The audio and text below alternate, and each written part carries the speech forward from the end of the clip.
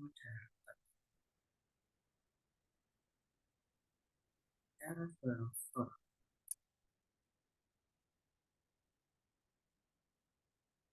Bentar.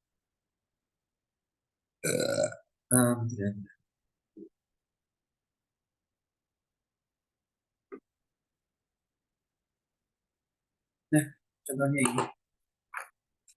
Contohnya seperti ini. Baik.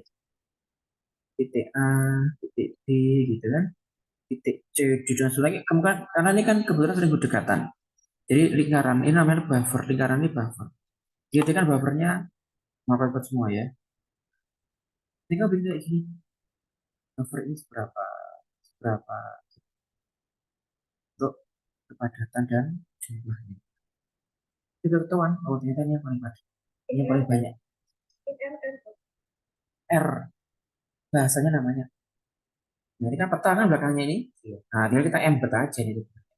Ambil petanya sana, sebenarnya koordinatnya tepat, wes, ya. Spot ke JPG, oh hati, maaf itu. Gampang aja. Kalau nggak mau pakai R, pakai QGIS juga bisa.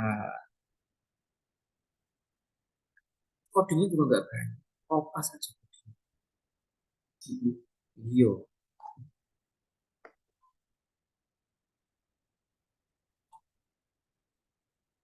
terletak di dalam PC atau di dalam, entahlah bolehlah kita mengatakan itu PC, tapi mengatakan laptop, nah, gitu ya. 1 hari ini 2 TM. Oh, 2 TM hari ini kita. Ya udah nggak apa, nanti kita ini sesuaikan dulu ya. Pertama kita selesaikan yang C dulu, yang nomor internal ini, nanti istirahat dulu beberapa menit, baru kita masuk ke materi lanjutannya apa. Oke. Memori internal, lawan katanya adalah memori eksternal. Intinya teman-teman, memori internal itu adalah memori yang letaknya atau difungsikannya itu di dalam PC, di dalam laptop, termasuk tablet, HP yang Anda pakai itu kan sekarang juga sudah bisa dikatakan sebagai komputer ya. Karena memang dia sudah menggunakan disiplin-disiplinnya. Demikian juga lawan katanya atau antonimnya. Nah, memori eksternal itu adalah memori yang terletak di dalam di luar komputer.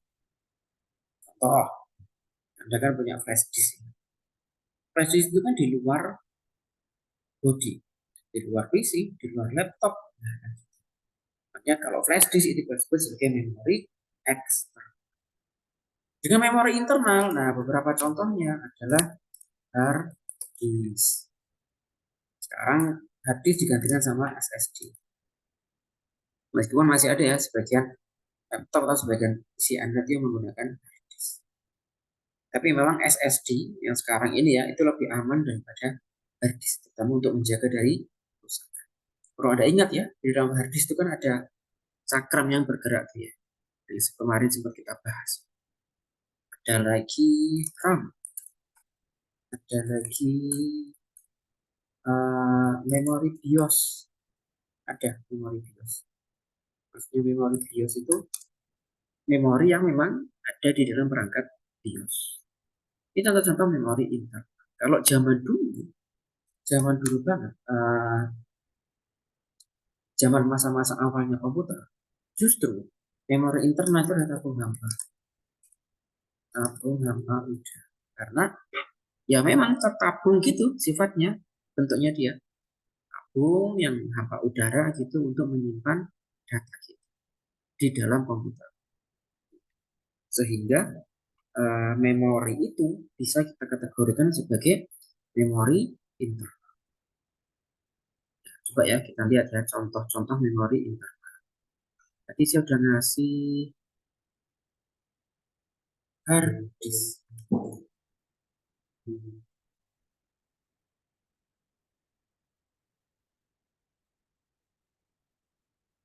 Hard disk. Oh, hari sentimeter hard disk. Nah ini ya hard disk ya. Yang kita sebut cakram tuh ini. Nah ini cakram baja. Ini memang berputar. Nah, ini alat pemantik ini yang membaca. Dia yang tahu alamat data kita itu dari mana. Jadi data kita tersimpan di dalam cakram ini dalam berupa denyut-denyut denyut-denyut listrik ya, atau gelombang-gelombang biner tersimpan di dalam cakram ini. Nah, ini kayak jarum nih, pemantiknya ini ada yang membaca datanya ini. Datanya di mana, alamatnya di mana, berhubungan dengan data yang mana, nah itu sih pemantik ini. Karena harddisk itu ada barang berputar di sini, sehingga biasanya memang harddisk itu tebal ya, casingnya. Karena biar bisa melindungi si perangkat dan dalam ini dengan. Jadi sebenarnya nggak direkomendasikan ya teman-teman. Nggak direkomendasikan perangkat bergerak kayak laptop itu pakai harddisk itu sebenarnya tidak direkomendasikan. Karena laptop itu senantiasa bergerak ke sana kemari, kita taruh di mana-mana, kadang-kadang gitu ya. Sementara harddisk itu sifatnya ada barang bergerak, ada benda bergerak di dalam. Itulah kenapa harddisk di laptop itu biasanya rasionya lebih banyak rusak tuh karena itu. Ya nih, karena memang harddisk itu tidak dibentuk untuk bergerak ke sana kemari. Apalagi laptop ya, kita taruh di mana-mana, kadang kena bentur segala macam. Nah, itu sedikit saja menggoncang harddisk. Ini rusak ini harddisk. Biasanya nggak terbaca. Nggak terbaca itu karena ini. Si pemantiknya ini nggak mampu membaca apa yang ada di piringan. Itu. Harddisk juga macam-macam. Kalau yang lama-lama itu biasanya 3200 kalau nggak salah. 3200 RPM. Berarti si ini, cakram ini, cakramnya itu berputar sebanyak 3200 kali dalam 1 menit. Makanya satuannya adalah RPM atau radius per menit. Gitu. Ini dari penjagaan ini, nah ini ada cakramnya. Kalau dari luar kayak gini ya tuh, besar-besar tebal-tebal ini. Padahal isinya cuma segini ya, misalkan. Ya memang, tapi dengan isi yang segini, ini kan rawan.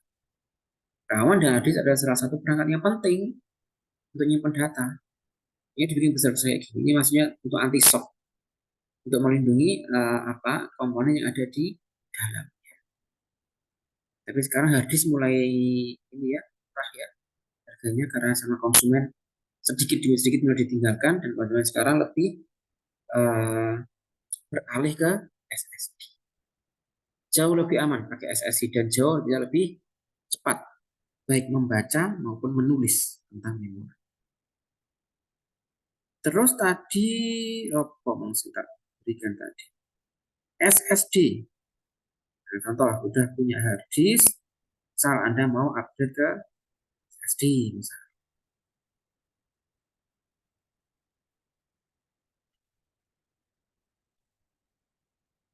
SSD. Nah, ini contoh perangkat SSD. Kayak ini ya, kayak RAM. Karena hanya ditanamkan di kaki-kakinya. Ini kebetulan SSD yang NVMe. Macam-macam.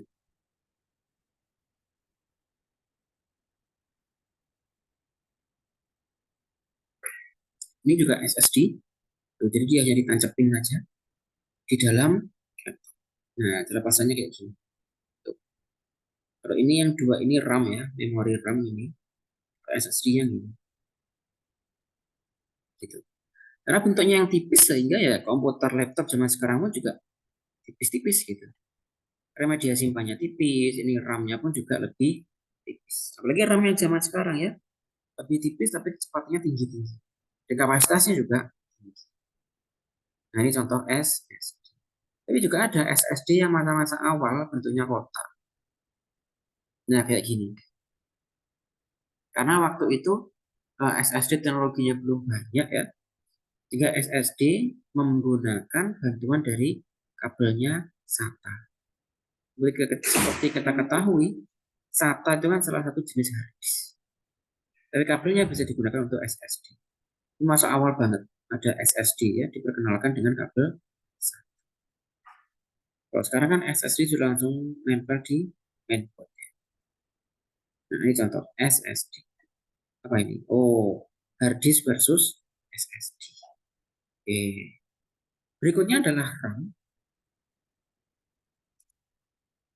Contoh memori RAM. Nah, kayak gini bentuknya. RAM. Memang sewajarnya atau kebanyakan memori RAM itu warnanya ya hijau ini aja.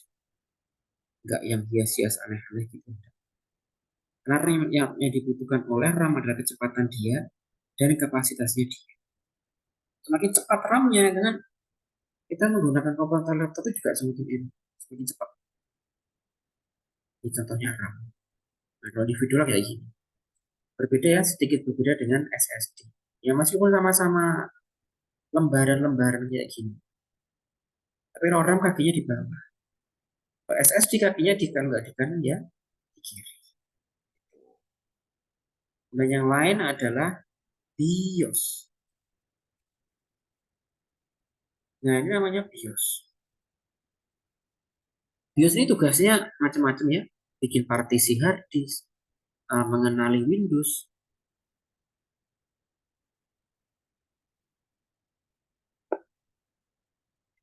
termasuk menjaga jam. Nah, laptop Anda, komputer Anda itu kan jamnya dimatikan. Tapi saat dinyalakan lagi nyatanya jamnya cocok loh, bener. Nah, itu karena pengaruhnya di dalam BIOS ini ada baterai. Nah, baterai itulah yang membuat jam, tanggal di komputer kita itu konsisten, tetap berjalan seperti ada. Kalau baterai BIOSnya habis ya nanti tanggalnya akan kacau juga.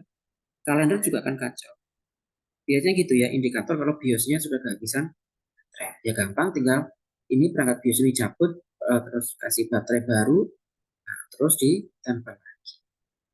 Tapi baterai BIOS itu tahannya lama banget ya, bisa sampai bertahun-tahun. Gitu. Sehingga jarang sekali. Ya meskipun ada, tapi jarang sekali tanggal yang kacau itu karena pengaruh BIOS yang kehabisan. Nah ini contoh BIOS. Terus contoh apa lagi? Tabung tanpa nama. Tabung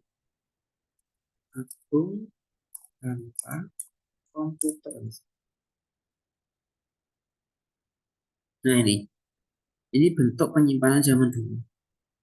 Tabung hampa tapi dalamnya ada chipnya.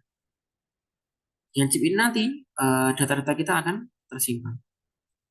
Tapi satu tabung ini juga kapasitasnya sangat kecil kok. Ya mungkin hanya 5 MB gitu aja. Beda dengan flash disk Anda yang sekarang gitu. Flash disknya kecil-kecil tapi kapasitasnya gede-gede. Kan ada itu flash disk yang sampai 24 giga gitu. Waduh, gede banget. Ini juga contoh ruang HAM. Kayak lampu petromak ya mungkin. Tapi toh nyatanya, ya nyatanya, ini adalah salah satu teknologi komputer. Justru dengan adanya tabung inilah menginspirasi akhirnya memori RAM, SSD, dan seterusnya. Jasanya sih ruang. Ya, komputer-komputer lawas, komputer-komputer jadul banget itu nggak ada hard disk, SSD juga nggak ada, tapi media penyimpanannya menggunakan tabung hampa. Kemudian ada, oh sudah, tabung hampa dan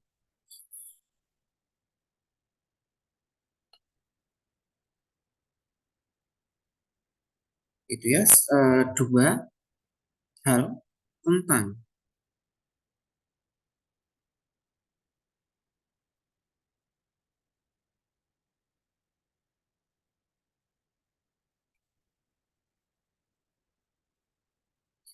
dua hal tentang